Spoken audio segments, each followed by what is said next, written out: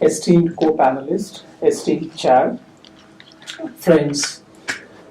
I take this opportunity to thank the editors for giving me a space to give my outsider's perspective. You just listen to the insider's perspective. I'm here to speak about contemporary Malaysian Indians from India, how I look at their issues, their challenges, their prospects, what do they have. So I am just going to see my paper is 7th chapter. See, I just focused on the political economy of contemporary Malaysian Indians, demands for an inclusive multi-ethnic new economic model. So in this paper, or in this chapter, what I argue, not only racism has impacted upon the Malaysian Indians, I look at the neoliberal model of the Malaysian Indian government, which has impacted not only the Indians, even the Malays and also Chinese. What they said, 40%.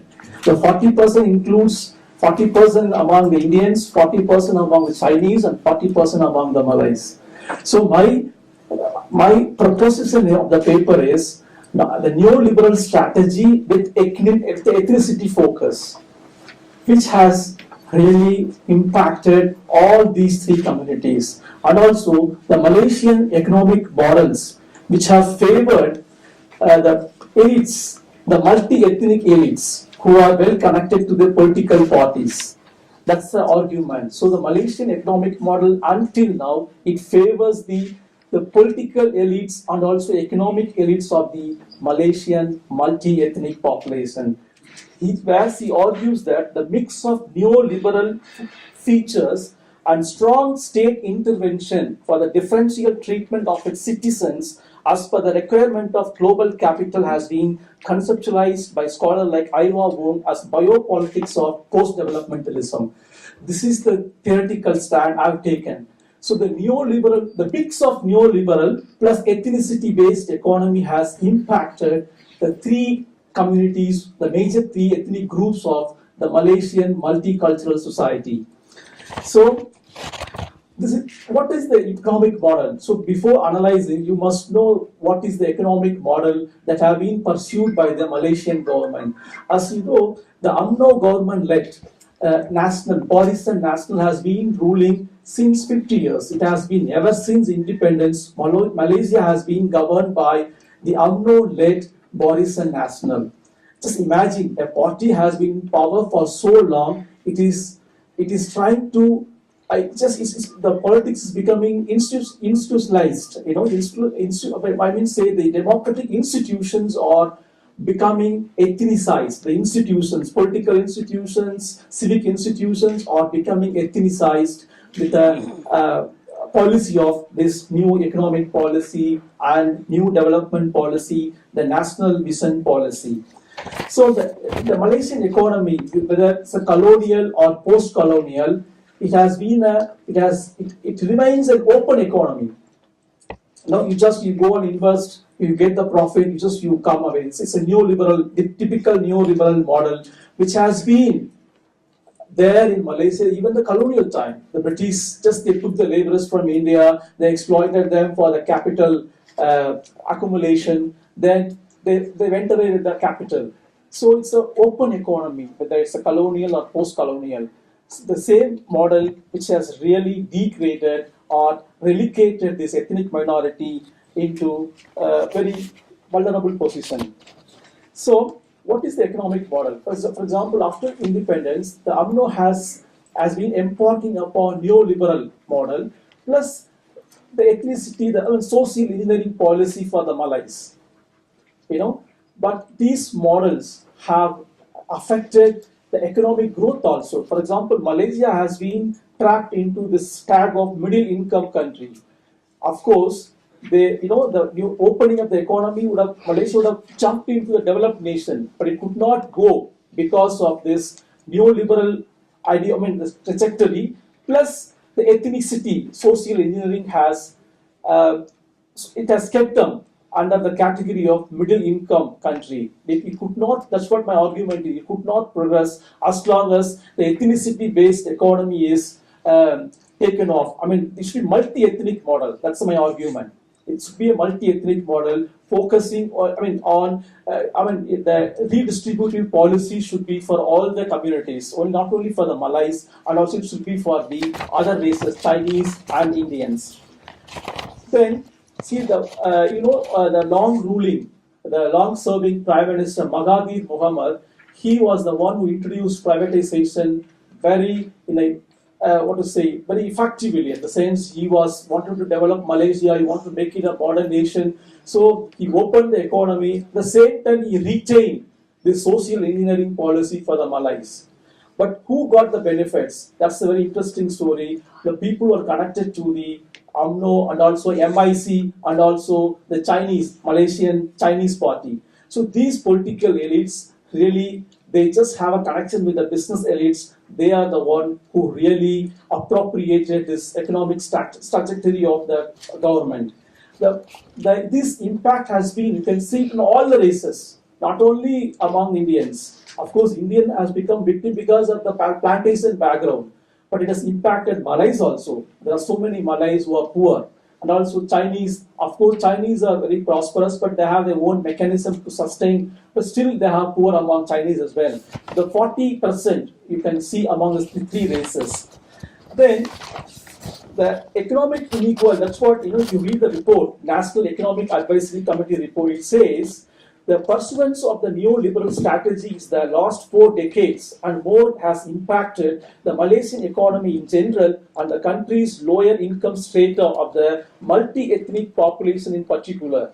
So what are the impacts? The widening gap between the rich and poor, that you can see it in Malaysia. If you go to Malaysia, that you can see there is a visible inequality between poor and the rich.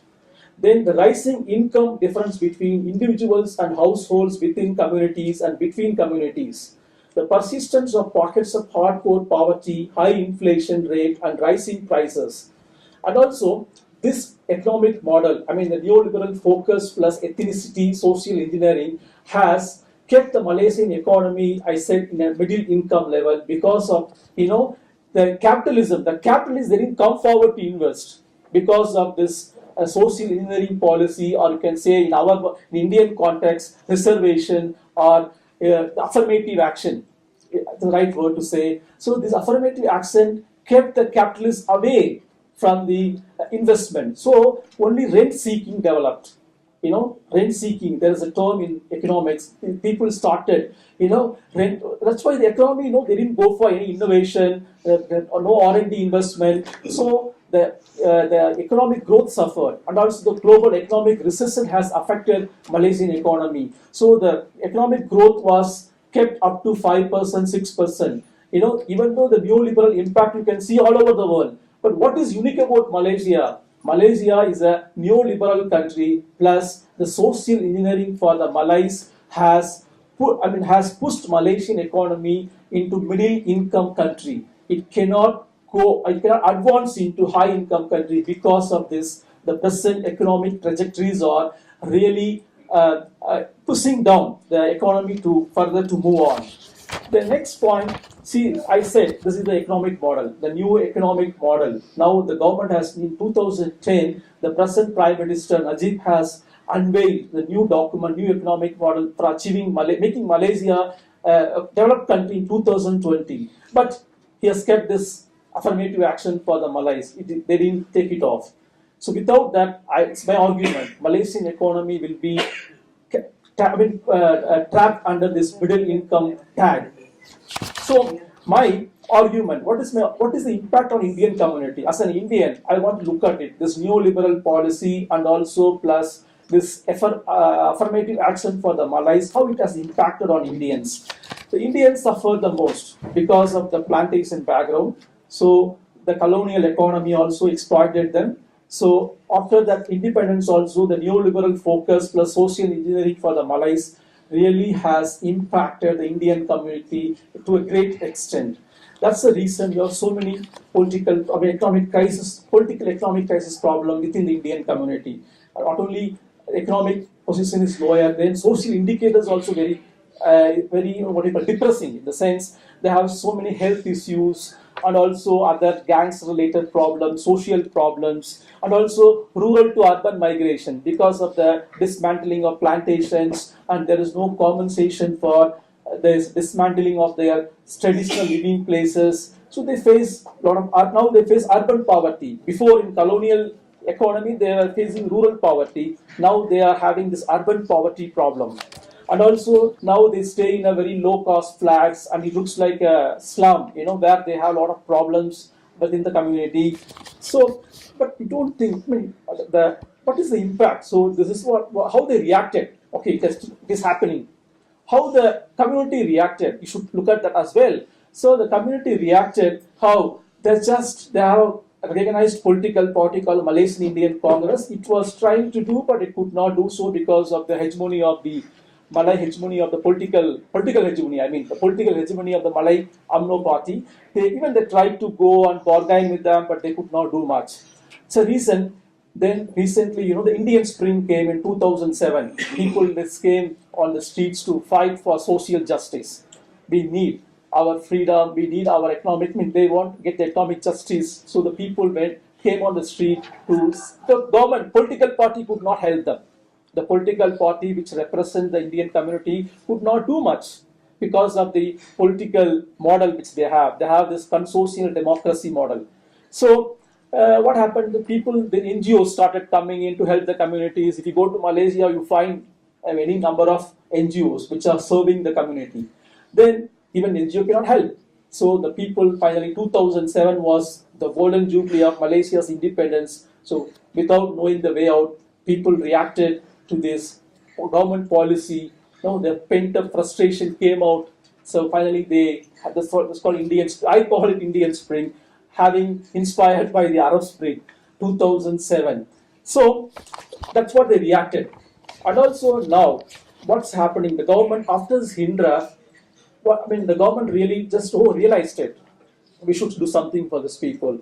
So the government started giving so many socio-economic policies, to help the community, particularly the poor. But it's very interesting, it's a neoliberal economy model, The government did not go to the people to distribute the welfare measures. What they did, they gave it to the NGOs, which are serving the community. The money goes to the NGO eats up little, then it goes to the people. So even that's a typical neoliberal model. Government has withdrawn its role. It's a governance role. So it's very interesting. The Sri Murugan Center, EWRF, they all receive them. Of course, I'm not blaming all the NGOs, but there are NGOs who have taken the money for their own vested interest. So the government measures, what are the measures after this Hindraf movement? I discussed this community. They set up the Prime Minister department, appointed a special implementation task force to oversee the execution.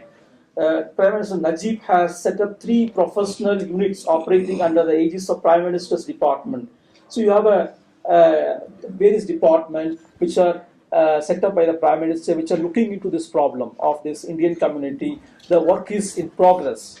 We don't know how far the performance, how far they have progressed. Then finally, what I argue in conclusion, what are the challenges for the Indian empowerment? See, that's the conclusive topic, which are challenges for Indian empowerment. What I argue, the same point which I raised in the beginning, is nothing but a neoliberal policy plus social engineering for the Malays have impacted all the communities, particularly Indians have become victims because of the historical backgrounds, and also there are problems within the community also, the lack of unity, then so much of fragmentation, you can say that. And also, my paper talks about why Malaysia cannot become a developed country, though it has been following neoliberal model for 5 decades. See, our Indian economy has opened in 1991, but we haven't fully opened it. But Malaysia is a country, since colonial time, it has been open economy. It's based on foreign investment, all that, but still it could not progress. I could not jump into developed country because of this ethnicity-based model, and also the social engineering could not help Malaysia to move up. That's why, that's the impact, the main impact. So what is happening? Chronic capitalism and also there is a thing called, I use the term exhaust capitalism, which means they don't have R&D there. Just the companies, what the foreign technology will be there, they produce in Malaysia. There is no own innovation among the capitalists. That's very interesting, For example, Malaysian car called Proton. Proton, the technology is from abroad, but they assemble it in Malaysia. So without R&D, Malaysian or modernization of Malaysian economy did not happen because of this social engineering policy which favors the Malays. So the Bhumiputra capitalist class, they become rent seeking. They didn't really want to get into new areas. They did not want to venture into new areas. So as a result, manufacturing suffered.